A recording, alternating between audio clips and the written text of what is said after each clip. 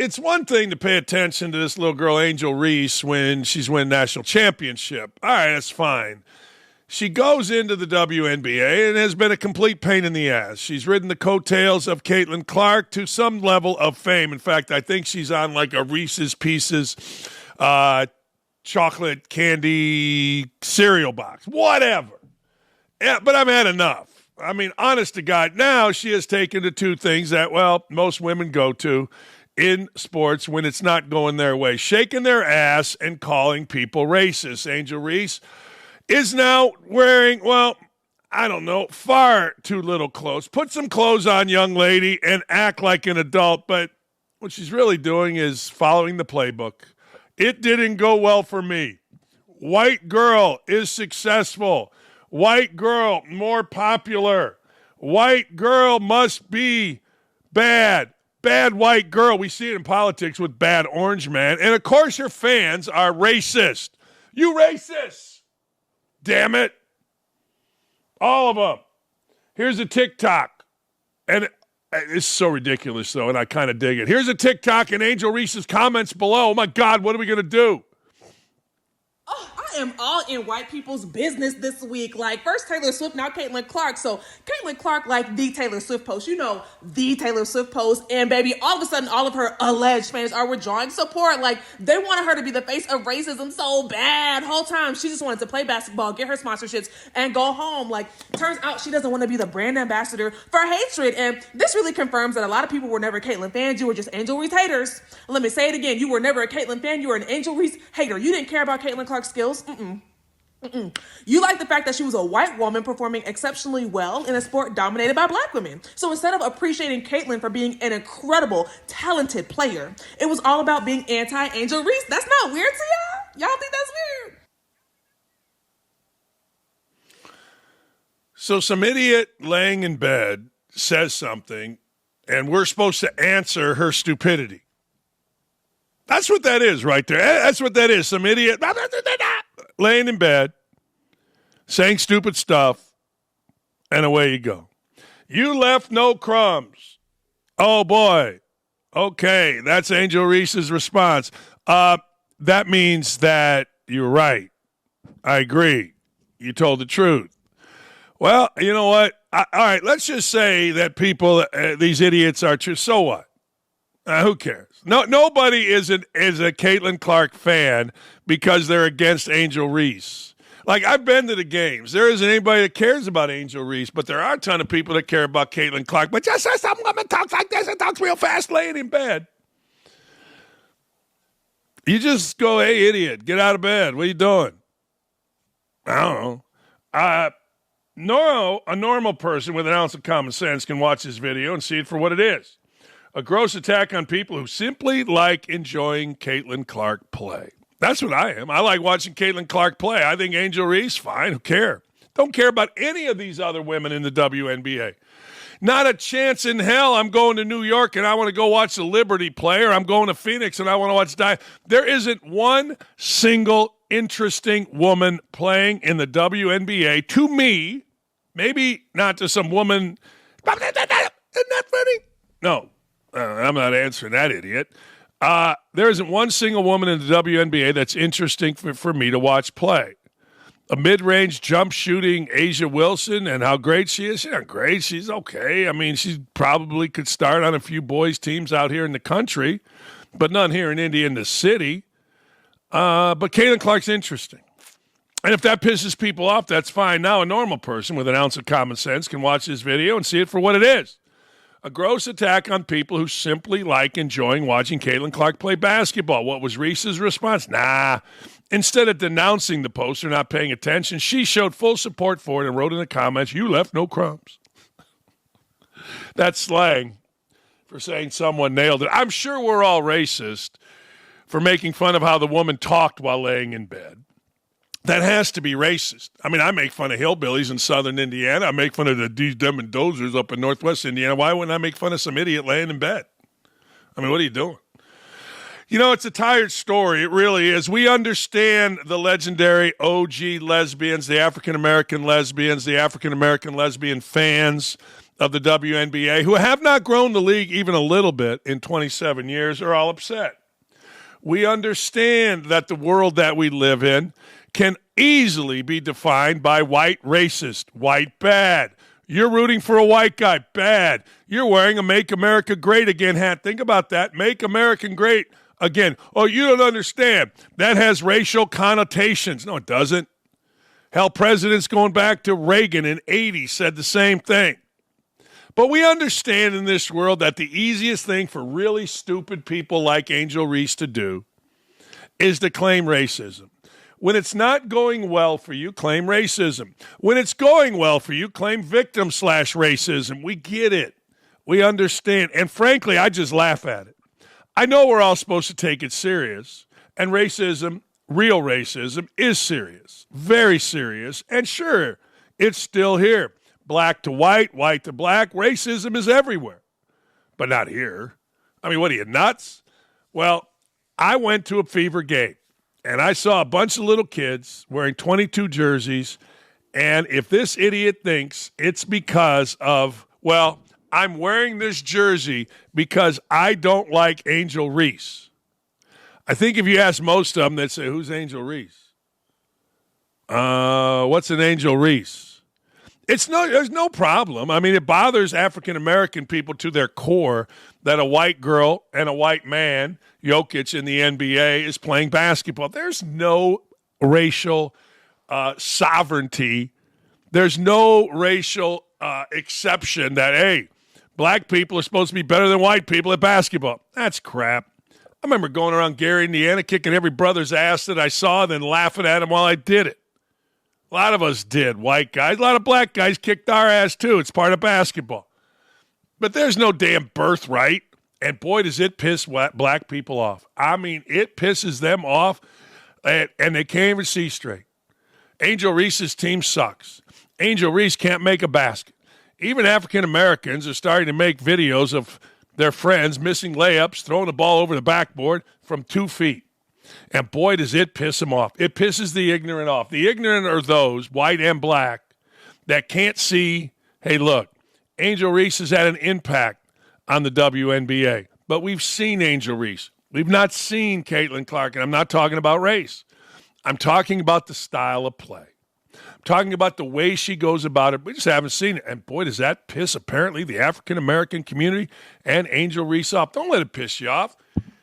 In the words of the great Martin Luther King, Dr. Martin Luther King said, judge people by the content of their character, not the color of their skin. And I got to tell you, the content of Caitlin Clark's character has never been questioned. Content of Angel Reese's, not even sure she has character. Florida State head football coach claims DJ Ungalele, is giving Florida State a chance, even though the Seminoles are now 0-3. After losing to Memphis at home. Now, here's the deal. When you pay a guy a ton of money, and you do it by asking boosters to donate to that ton of money, you got to stand by the guy you're paying the ton of money if you are gutless. And Mike Norvell has shown that he is one thing, gutless. DJU, maybe he feels that way, but they're 0-3. Maybe they have such bad backups that they can't put any of these other guys in. But I got to tell you, I watched that DJU guy because he was a big recruit coming out of high school. His daddy was all the rage. His daddy made life miserable on a lot of different people. And DJU wasn't good at Clemson. My peeps tell me when he left Clemson, there was a sigh of relief. Oh, man, not only did we get rid of DJU, but we got rid of his old man, too. Then he transferred, to Washington State. Didn't do anything there either. Sigh of relief in Pulliam or whatever the hell it is, Washington, when DJU and his dad got beat. Now, Mike Norvell wanted to win the press conference. We're bringing DJU here. Remember, I'm the great quarterback whisperer. We do wonderful things with quarterbacks. Oh, okay. Here comes DJU. You can watch DJU throw a pass, and you know that he ain't the guy. He's in commercials. God bless him. Probably set up for life, assuming his daddy doesn't take all the money or somehow the money disappears, which happens to, too many athletes. Far, far too many. But we'll see. All these guys should be set up for life. Are you kidding me?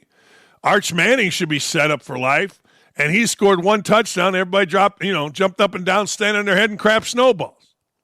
All these guys that transfer, this Riley Leonard should be set up for life. But again, I say, remember, 50% taxes, and there's always someone out there looking to get in your pocket. But anyway, so by all accounts, DJU, well, he's made a lot of money. He's had some commercials. Been awful. Team stinks.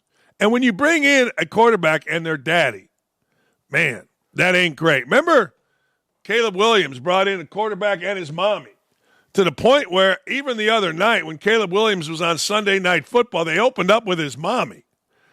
Like, I'd be like, look, yo, I love my mommy, but I don't need her in a football game as the open. Please. Let's walk like adult men with the great American penis. I get it. Krzyzewski, no one's as tough as a single mother. We all get that. But sometimes you got to step away as an athlete from your parents, from your high school friends, from everything that is in the past and move it all to the future. Boy, did I learn that as a player. And I certainly learned that as a coach. But man, oh man, these dudes that got baggage hanging around them. Stop it, stupid. I am pleased with the way he's preparing. Oh, okay, said Mike Norvell. I am pleased with the things that he's doing. You see the moments where he's given us a chance. He's given us an opportunity to have big plays. Thought there was a lot of reads and things that he needed to do, and the position where he needed to put the ball, that was positive. All right. Okay. Why does everybody, what is this guy, a golden child? What is this guy? You can't criticize him? What? Explain it to me, Spanky. Let's break down DJU's stats. 193 yards against Georgia Tech, 19 for 27. 21 of 42 passing with 272 yards, one touchdown and interception against BC. 201 passing yards, 16 of 30, no touchdowns. That breaks down to 666. Ooh, the Devil's number. What? 56 and 99, that's by 56%. One touchdown, two interceptions, 6.7 yards an attempt. Now, look, that's not horrible. That's not great. That's very mediocre. That's just okay. But here's where it gets sexy. See, when you're Florida State and you're playing somebody like Memphis, and Mike Norvell knows this, when you're Bowling Green and you're playing someone like Michigan or whomever, Penn State the other day, the big school's got to smack you in the mouth early, or the little school starts believing. Well, here's the first half DJU had against Memphis. 7 for 14, 31 yards and a pick. Now, that's not giving your team very much of a chance. Now, you got, well, let's look at it. I'm gonna explain some sports to you that maybe you don't understand. He ends up with 201 yards. So he threw basically for 170 yards in the second half. You know what gets easier? When you're getting your ass kicked. You start relaxing. You just ball. Next thing you know, you got 170 yards in the second half. But you've been so bad in the first half, the other team believes and they beat you. See, Andrew Luck was like that, and nobody understood. Andrew Luck could throw 2 picks in the first half. Colts would get down 14. Next thing you know, he's throwing, he's running. Because, most athletes have a little bit of a sense of pride to make a comeback, as typical Andrew Luck. Then sometimes they'd win. Most times they did. Sometimes they'd lose. But everybody glossed over the fact that Andrew Luck put them in a bad situation, the Colts, to start the game. That's what DJU did. He put them in a bad situation. And then, okay, we got to throw the ball because we're getting our ass kicked. Yeah, I don't care one way or the other. I honestly don't. I couldn't pick DJU out of a lineup. But it is fat. He's like the Tracy McGrady of college sports. Tracy McGrady got all this pub and all these commercials coming out of high school. I never won anything. He was really the first guy that I saw do that. Like people say, well, what about Michael Jordan? Well, at least Michael Jordan was the player of the year in college basketball. So people knew him. He had accomplished something. That's a hell of an accomplishment. Tracy McGrady came out of this Mount Zion Christian High School. They gave him all this stuff, all this money, and he was a good player. I mean, I guess he's in the Hall of Fame, or at least you tell me he is. He won the Hall of Fame player. He's a guy that scored a lot of points. But the truth of the matter is, it's the same thing. This guy came out of high school, good player, highly recruited, got all these commercials, hadn't done squat. And I hate to say that because I don't think it's his fault. I just don't think he's that good. His father has made him a lot of money. Great. Great. Wake Forest. I'm not sure we've ever talked about Wake Forest on this show. I was thinking about it. I'm sure we've mentioned Tim Duncan going to Wake Forest, but I'm not sure we've ever talked about Wake Forest on this show. Wake Forest is pulled out of its scheduled game against Ole Miss next year after getting worked last weekend in a 34-point loss to the Rebels at home. Kiffin was miffed. Would this cancellation piss you off as a coach? Well, yeah. I want to play everyone whose ass I can beat, particularly everyone of another big conference whose ass I can beat. Gimme. I want that. We called over. Wake Forest athletic director John Curry said, we're not playing next year, and bought out the game. I thought that was a good message for our players that someone would want to pay money not to play them. Boy, is that right. Oh, man, that's really right. Honest to God. Well, okay, here's the deal. So Wake Forest, Wake Forest pulls out, which I recommend to Tyreek Hill, by the way. I mean, side note, Tyreek, learn from Wake Forest. Pull out. You know what I'm saying? Open the window, and, when you're with a woman, pull out. I'm looking up something right now on Wake Forest because I'm not surprised, and I don't know the guy. I'm sure he's a nice guy, but I got to see who the coach is at Wake Forest. Would it piss me off as a coach that somebody pulled out of the game? Well, here's the deal. Yes, it would. It would very much so because I know I could kick their ass, and I want as many ass kickings as I can. Dave Clawson. I knew it was Dave Clawson. Dave Clawson was getting his ass fired at Tennessee. Bowling Green gave him a lifeline. He did a pretty good job. I knew it was Clawson at Bowling Green and acted like an arrogant ass. So seeing him get his ass kicked does not upset me even a little bit. Yeah, it's really rarely ever done. I've never really heard of doing it. It really puts us at a big disadvantage is what it is. Obviously wasn't appreciating very much. Them putting us in that situation. Yeah, it's a pain in the ass. Scheduling is the number one pain in the ass other than NIL that colleges face. Now you got to find someone, and most people are all scheduled up. And even when you find someone, you got to go pay them. It's kind of an unwritten rule not to do that. Actually, I find it amazing until you wait until the week of the game to tell the team. Yeah, Dave Clawson, man, I'm telling you, this does not surprise me. This does not surprise me even a little bit. I always look at things like this. Who was the coach? Who the hell is the coach? Because I get John Curry, the AD, he's got to be the bad guy. He's got to be you don't hear the name Dave Clawson in here. But Clawson, again, he got fired this years ago at Tennessee as the offensive coordinator. Somehow he took that and ended up as the head coach at Bowling Green. And was a dick. I got people in Bowling Green, just a dick. So good for Clawson getting his ass beat. No, really good. Never hurts me. People ask me, who do you root for in college basketball? Who do you root for in college sports? My answer is always the same. Guys I like. I like you, I root for you. If I don't know you, I don't care. I root for Illinois State and then whoever else. I ain't rooting for Dave Clawson. Boy, was that an old man cough. Wow. That was a 172-year-old man cough. Holy cow. Let me regroup. Look at these eyes. These eyes are watering. That one got me deep in the esophagus. All right. Negotiate. Are you exhausted with these idiots too?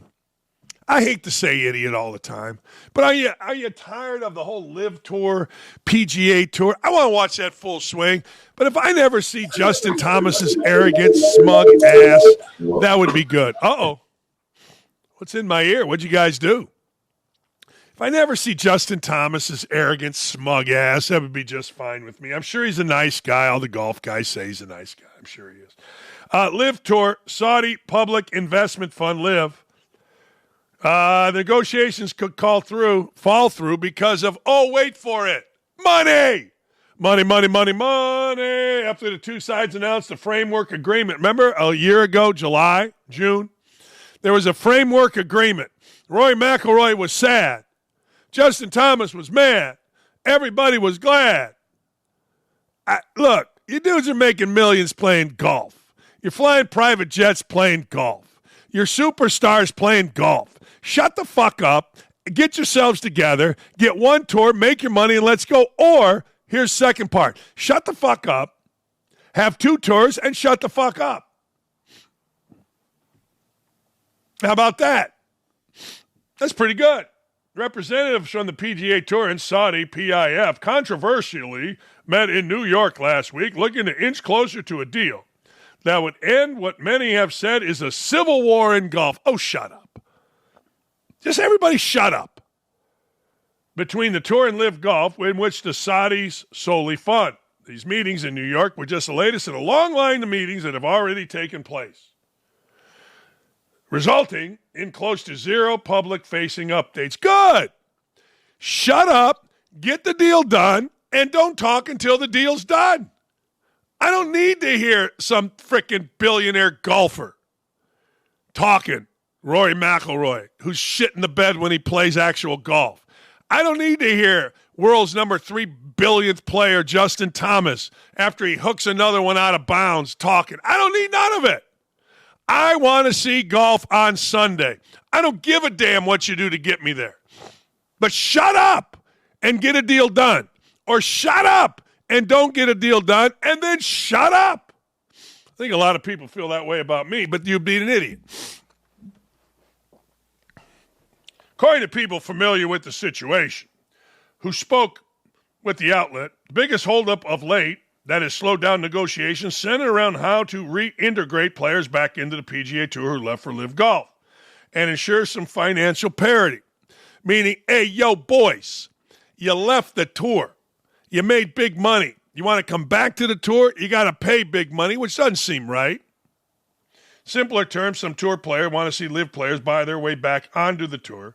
And we're not just talking about pledging their allegiance. We're talking about cold, hard cash. Of course we are. Hey, you didn't make a deal. He made a deal. Shut up and live with it.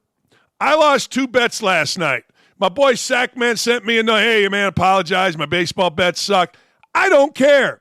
It's like dating when you're divorced. Who cares? Who's next? That's right.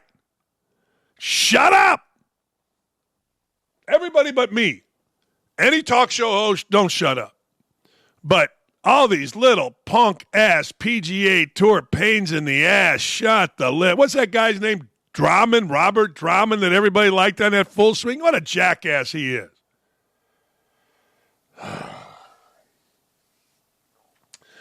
What would be a day? We've already talked about Caitlin Clark, but what would be a day without talking about Sass?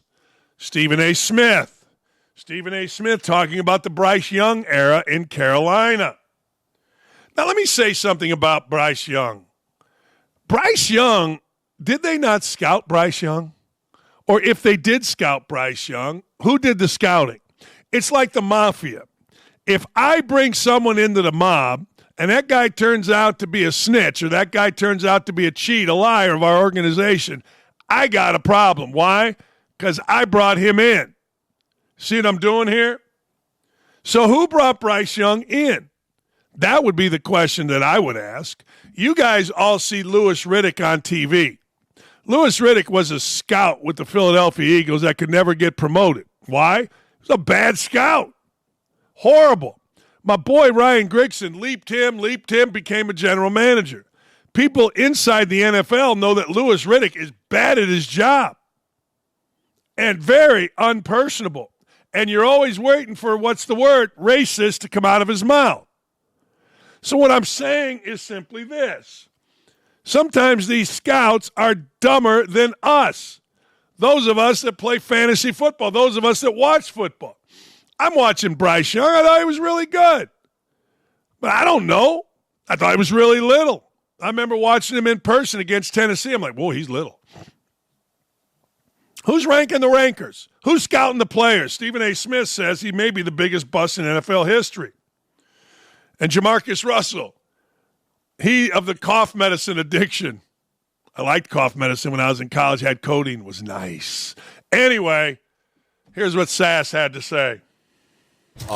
When he was picked number 1 overall, I didn't hear a lot of people poo-pooing that, to be fair to him. But it's been an unmitigated disaster. I want to keep y'all in mind. I want to throw some numbers out here for you, Shannon, and for you, Dom. Do you know in the last 10 games, the Carolina Panthers have led for only 10 seconds? They've had a lead for 10 seconds over the last 10 games.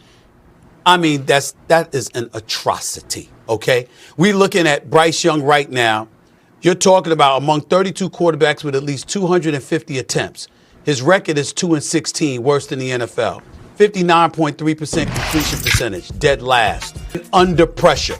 Ladies and gentlemen, Jamarcus Russell wasn't even that bad. And you know how I felt about Jamarcus Russell. I mean, this is maybe the biggest bust in NFL history. These are the kind of things that are starting to be brought up now.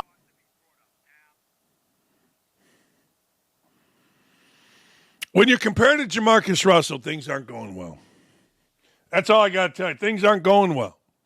You want to be compared to the NFL greats. You don't want to be compared to Jamarcus Russell. I'm sorry, you just don't. This is right up Nick's alley coming up here. I like baseball stuff. Poor coaching move, yes or no? Red Sox manager Alex Cora admitted to allowing pitcher Brian, whatever his name is, Bello, to intentionally throw behind Yankees captain Aaron Judge. And Cora, not so discreetly, admitted on Sunday he was asked by media about the heated Game 3 on Saturday. All right. Here's the deal. Major League Baseball is reviewing Alex Cora's comments, alluding to the fact that the Red Sox tried intentionally to retaliate by hitting Aaron Judge on Saturday, a source confirmed. The matter is open in the league's eyes. Source says it's standard part of the process. Let's hear from, Aaron Judge. Here's Aaron Judge. Aaron, how important was it after the loss you guys had yesterday? Lost in kind of a tough fashion. You have a late West Coast trip coming up to kind of get this one before you guys hit the road. It was huge, especially after 7-1 game, whatever the score was yesterday. Coming out here early, I think it was Stan that got it going for us, getting that one run. Even though it was one run, we had a couple chances to get some more. But I think just giving Rhodey a lead, kind of putting the pressure on them, kind of after a back and forth series was huge for us. And then getting a couple homers, after that late was big time to kind of shut the door. Before the game, Alex Cora kind of hinted that Bayo threw at you on purpose yesterday in the 6th inning. What is your thoughts on that? It's baseball. He missed. Nothing I can do besides take it and go to first. So it is what it is. Were you pissed at that? Is that why you carried your bat to basically first base today after the home run? I thought I did that every time. No. I was a big homer. After we're playing the Red Sox. This is a big rival, big games, big moments. So just having some fun with it there. Cora also indicated that you guys spoke after yesterday's situation. How did that conversation go, and how did you take it? It was a good convo, and I think kind of keep it at that. Is it easy to take that as part of the game, Aaron? Like, guys, it doesn't happen to you all the time, but you can be a target sometimes like that. But, how do you not get angry, or how do you just kind of stay within the game when that stuff? Playing this game for a while, things like that happen. I know they're upset. I think 3 other guys got hit that day, and I think they're just protecting their players. So something's got to happen, and that's the way this game kind of gets policed, and has been policed for over 100 years. So I think the biggest thing is just don't miss when you do it. So. Yeah, that's right. If you're going to throw at me, hit me in the ass. Don't hit me in the head.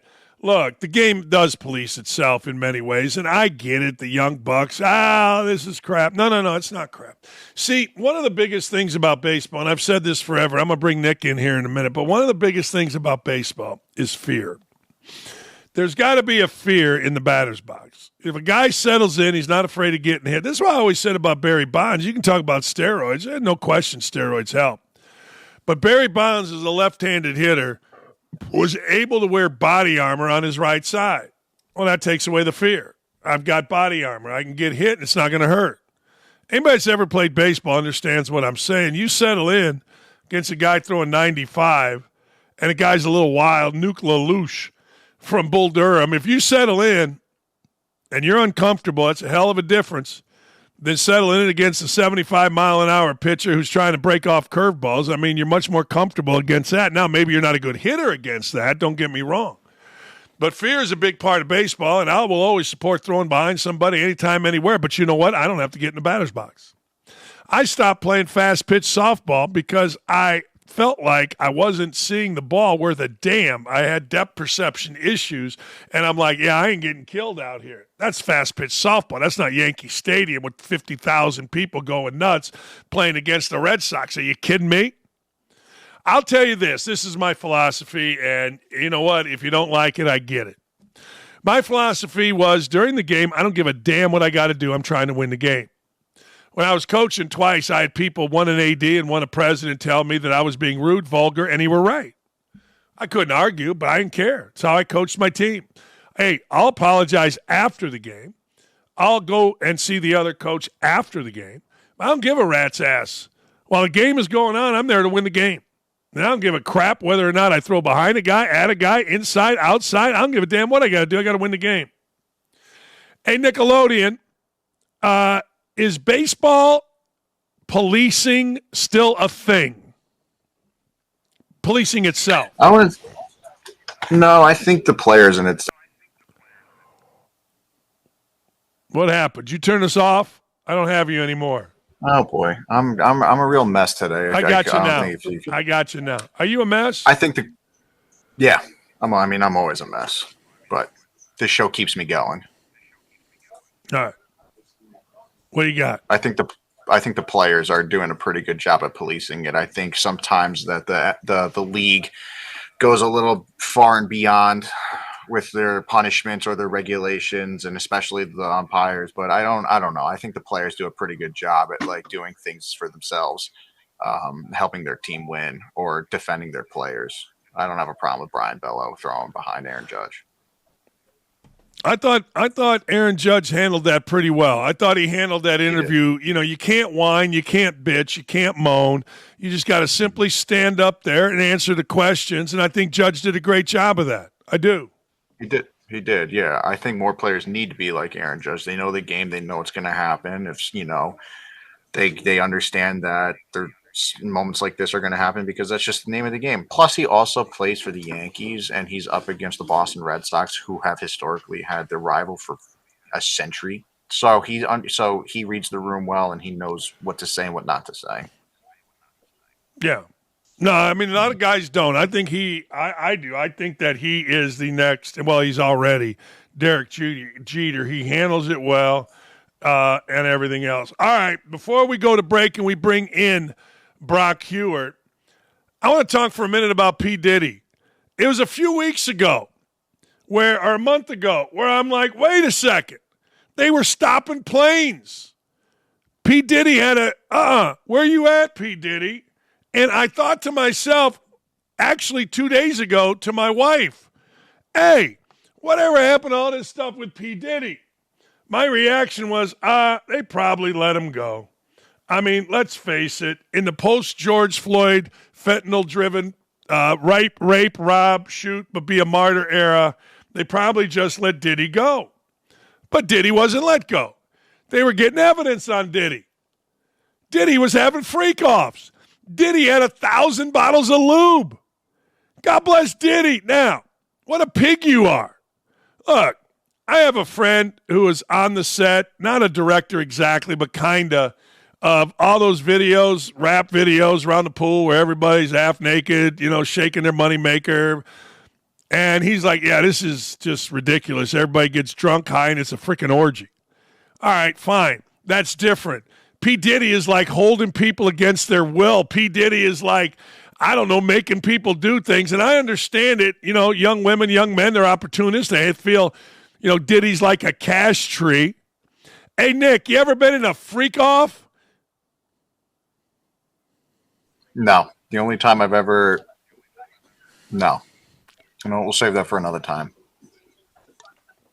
It's a pretty good time. You got covered because P. Diddy's the discussion. You ever been in a freak off? I plead the fifth. Smart. How about that? Nah, that's smart. Yeah. Nah, that's I like smart. my job, Yeah. and I like coming on this show. And I'm afraid if I get too personal with said freak-offs or talking about 1,000 bottles of lube, I might not be here tomorrow. And I like talking to you, Dan. I like being your little color guy right here. I've never been to a freak off. I've done a little freaky things back in the day, 100 years ago, but it was the 80s. I mean, you were supposed to. I will say this. Like, I think that P. Diddy, R. Kelly, and certainly Jeffrey Epstein are the lowest of humanity. Although, I must also add, if you knew what was happening on Epstein's Island and you went back there, you're the worst human being alive. If you knew 13, 14, 15-year-old girls, whatever, were being exploited and you went back there. Look, I tend to have a realistic view on the world. If somebody said to me in college, hey, man, we're going to Mellencamp's house for a party. All right, Mellencamp lived in Bloomington. I'd probably go to the party. But if I saw bondage, I saw women drugged up, if I saw like underage stuff, I'd turn their ass in. I ain't going to lie. I'd be a snitch. That's what I am. I guess in those situations, because I can't see kids. I can't stand watching kids get hurt. But R. Kelly, he didn't care. Apparently P. Diddy didn't care. And Jeffrey Epstein certainly didn't care. And all the jackasses that kept going back to Epstein's Island, I believe, are the worst human beings alive. You know, someone said to me, well, you've been to parties, weird parties. Yeah, I go back to this. Charlie Sheen was a big Reds fan, and Charlie Sheen used to host these wild-ass parties. He would get the most beautiful hookers. This is a Major League Baseball player telling me this. And on the Reds. And I asked another guy on the Reds, we were just grabbing some beers one night. Did you ever go? Guy goes, no. I go, why? He goes, I got to tell you, I'm married, and it costs so much to get divorced, and I heard about the parties. I wouldn't go. I got a good friend that's right here. Went to college together. We probably would have gone to Charlie Sheen's party. I don't think we'd have gone to Epstein's Island. I know I wouldn't have gone to Epstein's Island, particularly if I knew what was going on at Epstein's Island. I'd have turned him in. I can't say whether I'd gone to P. Diddy's once. It's a freak off. What are you going to do? I went to Kink Fest unintentionally. Kink Fest is a national organization. Every year they have Kink Fest. This year it's in Portland. Mike Tirico, myself, our director-producer, we checked into a Sheraton, really nice Sheraton in Madison, Wisconsin. We walk in, welcome Kink Fest. I think it was 2017 or 18. Dale's Kink Fest. I get in an elevator. There's a big old gal, big, little old guy, about 40, 50. They got a bag. It's on the luggage rack. They got whips. They got chains. They got big bondage thing hanging up. I looked at the girl. I go, hey, who wears that, him or you? She goes, I wear that, but I use that on him. Yeah. So if you get a chance, go to Kink Fest. It's in Portland. I snuck behind the curtain. They had rules, safe words. They had bondage rooms. They had lights. They were filming. I got out of there pretty quick. I hope P. Diddy goes to jail for the rest of his freaking life. I hope R. Kelly stays in jail for the rest of his freaking life. The only thing I wanted out of Jeffrey Epstein was, and still do, who the hell kept making trips there, knowing what was going on? You're the worst of the worst.